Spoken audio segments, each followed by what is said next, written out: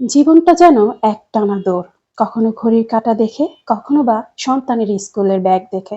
ছোট দিন, সময় কম, তবু কাজে যেন শেষ নেই। আমি চেষ্টা করি যেন ঘরের প্রতিটা কোণ হাসে, যেন সংসারটা থাকে গুছানো, ভালোবাসায় ভরা।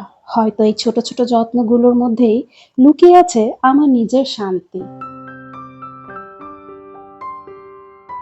হ্যালো এভরিওয়ান, আসসালামু আলাইকুম। বাংলাদেশি ব্লগার রূপা চ্যানেলে সবাইকে স্বাগত জানাচ্ছি। আমি রূপা বলছি।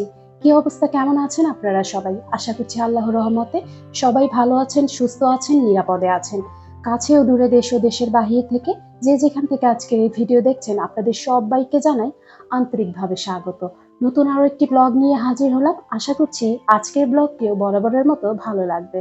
সবাইকে জানাই শুভ সকাল। সকালে নাস্তা রেডি করছি। আজকে আপনাদের সাথে আমি শেয়ার করব আমি ছোট দিনেও কিভাবে সংসারের কাজগুলো গুছিয়ে করি। তো সকালের নাস্তাটা কিন্তু রেডি করে অফ ক্যামেরাতে কিন্তু খেয়ে নিয়েছি। আপনাদের ভাইয়া আর ছেলে কিন্তু আগে খেয়ে চলে যায়। আমাদের ৩ জনের কিন্তু একসাথে তেমন একটা খাওয়াই হয় না। কারণ ছুটির দিন ছাড়া তেমন একসাথে খাওয়া হয় না। তো যাই হোক, এখানে হচ্ছে গিয়ে আমি কিন্তু দেখা যায় আপনাদের ভাইয়া আর আমার ছেলে যাওয়ার পরে আমি নাস্তাটা করি। আমি কিন্তু সংসারে কাজ করার আগেই হচ্ছে গিয়ে নাস্তাটা করে নিই। কারণ আমি যেহেতু অসুস্থ, আপনারা আমার ভিডিওগুলো যারা দেখেন তারা তো জানেন যে আমার একটা সমস্যা হয়েছে। তো যাই হোক, আল্লাহ তাআলা রোগ দিয়েছে, আল্লাহই আবার সুস্থ করে তুলবে। যে আগে নাস্তাটা করে তারপর ওষুধ খেয়ে সংসারের যে যাবতীয় কাজগুলো আছে সেগুলো কিন্তু করি। আচ্ছা যাই হোক, এখানে হচ্ছে গিয়ে নাস্তাটা করে নিয়েছি অফ ক্যামেরা, সেটা তো বললামই। তো এখানে নাস্তা করার পরে যে থালাবাটিগুলো থাকে সেগুলো কিন্তু এই যে আমি ধুয়ে নিচ্ছি। তো এইভাবেই কিন্তু আমার সকালটা ১ম এই শুরু হয় নাস্তা দিয়েই। অবশ্য সকালটা আমার শুরু হয় নাস্তা দিয়ে না, সকালটা আমার শুরু হয় আল্লাহর ইবাদত দিয়ে। এই মুহূর্তে যারা ভিডিওটি দেখছেন, এখন একটা লাইক দিতে ভুলে গিয়েছেন। প্লিজ একটি লাইক দিয়ে ভিডিওটি কন্টিনিউ করবেন। আপনাদের ছোট্ট একটি লাইক এই ভিডিওটাকে অনেকের কাছে নিয়ে যাবে। আর ভিডিও দেখতে দেখতে যদি ভিডিওর কোনো অংশে ভালো লেগে যায় বা আপনার মন ছুঁয়ে যায়, চ্যানেলটি সাবস্ক্রাইব করে পাশে থেকে যেতে পারেন। আর যারা অলরেডি সাবস্ক্রাইব করে পাশে আছেন তাদেরকে জানাই অসংখ্য অসংখ্য ধন্যবাদ। আচ্ছা যাই হোক, এখন হচ্ছে গিয়ে আমার একজন প্রিয় আপুর কমেন্ট পড়ে আপনাদের শোনাই। তো village life with Ayesha ID থেকে আমাকে কমেন্ট করেছে আয়শা আপু, আমি যেন হাতে চুড়ি পরি। তো আপু অসংখ্য ধন্যবাদ। আপু এও বলেছে আমার ভিডিও দেখলে মন ছুঁয়ে যায় এবং হচ্ছে গিয়ে আমার সুন্দর হাতে চুড়ি পরলে আরো বেশি সুন্দর লাগবে।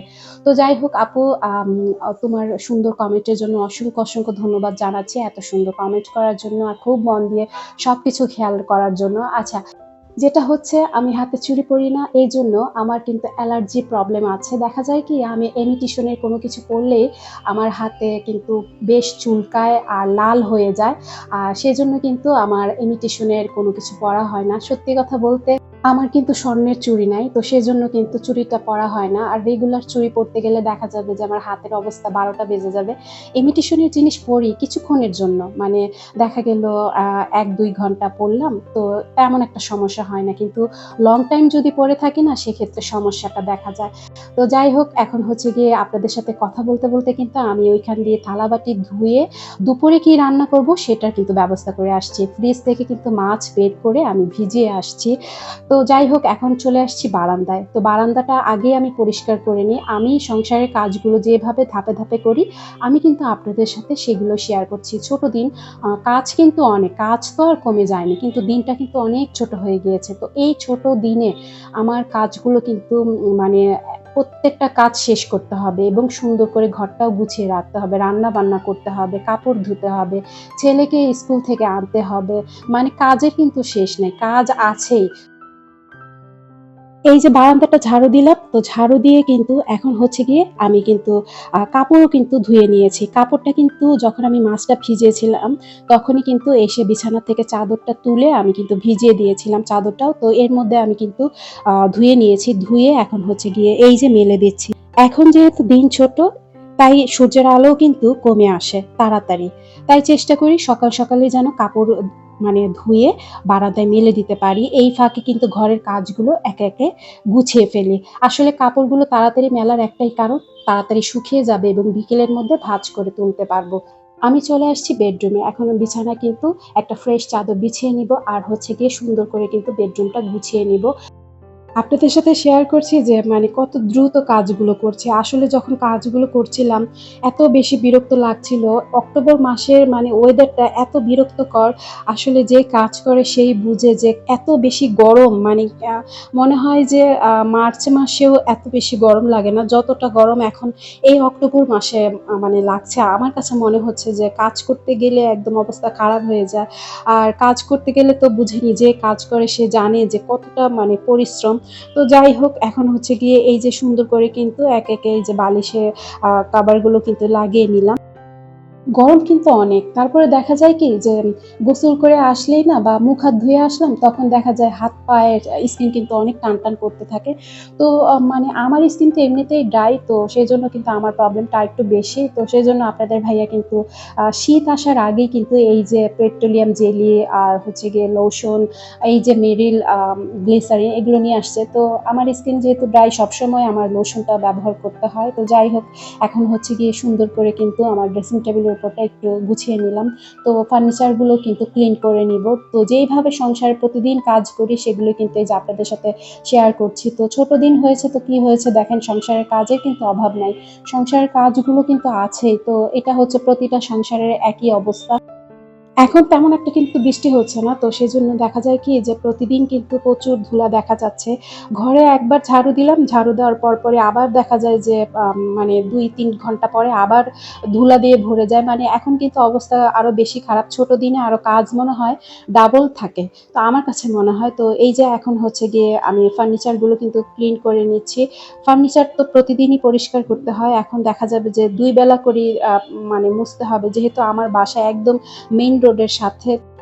মানে শীতের সময় আমার কাজের মনে হয় আরো দ্বিগুণ চাপ বেড়ে যায়। তো আসলে আমার না শীতের দিনটা না একদম কেন যেন ভালো লাগে না। শীতের সময় আমি পানি ধরতেও মানে খুব বেশি কষ্ট হয়। এই যে শীত আসছে আমার প্রায় সময় দেখা যাবে যে গলা বসে আছে, অসুস্থ হয়ে আছি, ঠান্ডায় একদম নাক বন্ধ হয়ে আছে। এই সমস্যাটা আমার মানে প্রচুর শীতের সময় দেখা যায়। তো যাই হোক সংসারের কাজ তো আর ফেলে রাখা যাবে না। তো এখন হচ্ছে গিয়ে সবকিছু কিন্তু সুন্দর করে বেডরুমে ঝেড়ে মুছে ঘরটা কিন্তু ঝাড়ু দিয়ে নিলাম। আর এখন আপনাদের সাথে শেয়ার করছি আমার বেডরুমটা সুন্দর করে কিন্তু গুছিয়ে নিয়েছি। এই যে আপনাদের সাথে কথা বলতে মনে হচ্ছে যে রোদটা কিন্তু একদম নাই হয়ে গেল। তো আল্লাহর দুনিয়ায় এই যে এখন দেখা যায় রোদ আবার একটু পরেই দেখা যায় যে রোদ নাই, কেমন একটা মেঘে ঢাকা হয়ে আছে। আসলে সবকিছু হচ্ছে আল্লাহর ইচ্ছা। এই রোদ এই মানে মেঘলা আকাশ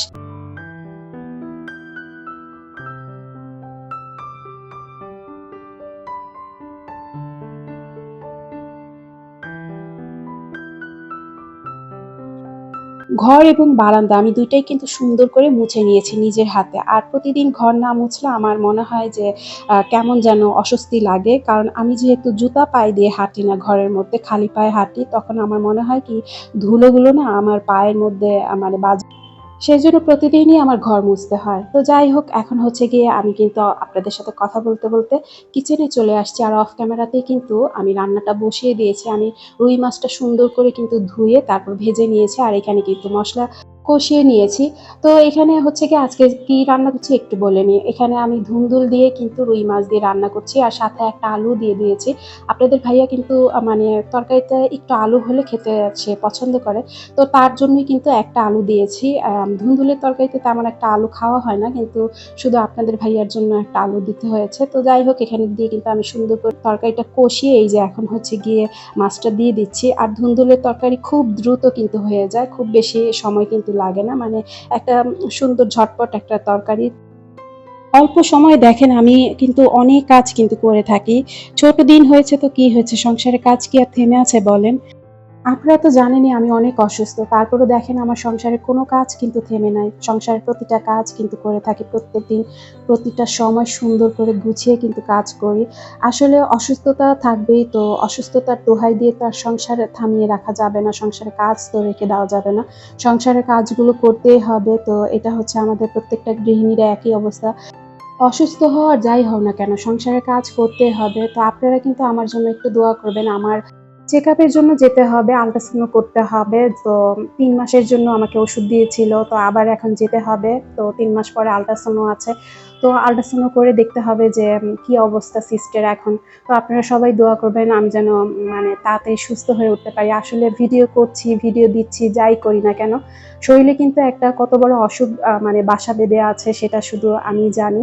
তো অবশ্য আম আল্লাহ চাইলে সুস্থ হয়ে যাব খুব তাড়াতাড়ি। তো যাই হোক, এখন হচ্ছে গিয়ে আমি কিন্তু আপনাদের সাথে কথা বলতে বলতে ওইখান দিয়ে ডাল আর কুমড়া ভাজিটা কিন্তু করে নিলাম। তো ডালটা আমি অফ ক্যামেরাতেই বসিয়ে দিয়েছিলাম। তো নামানোর আগেই হচ্ছে গিয়ে ধনেপাতা কুচি দিয়ে দিয়েছি। আমি কিন্তু ওইখানে ঘন ডাল রান্না করেছি, আর হচ্ছে গিয়ে আমি কুমড়াটা ভাজি করে নিয়েছি, তরকারিটাও হয়ে গিয়েছে। তো যাই হোক, এখন হচ্ছে আমি তো সবসময় বলি যে আমি রান্নার পাশাপাশি আমি সংসারের কাজগুলো কিন্তু করে ফেলি। এখান দিয়ে কিন্তু আমি ড্রয়িং রুম এবং হচ্ছে ডাইনিং রুমটাও কিন্তু সুন্দর করে গুছিয়ে নিয়েছি অফ ক্যামেরাতে। এখন এই যে আপনাদের সাথে শেয়ার করছি, প্রতিদিন কিন্তু এইভাবে সংসারের প্রত্যেকটা কাজ কিন্তু ধাপে ধাপে করে থাকি। আর এই প্রত্যেকটা কাজ যদি একটু ভালোবাসার ধৈর্য দিয়ে যদি করি, দিনটা যে কখন যে সুন্দর হয়ে যায় টেরই কিন্তু পাওয়া যায় না, তাই না বলেন? আপনাদের সাথে কথা বলতে বলতে ভিডিওর একদম শেষ পর্যায়ে চলে এসেছি। আজকে এখান থেকে বিদায় নিচ্ছি আপনাদের সকলের সুস্থতা কামনা করে। আপনারা সকলেই ভালো থাকবেন। আল্লাহ হাফেজ। আসসালামু আলাইকুম।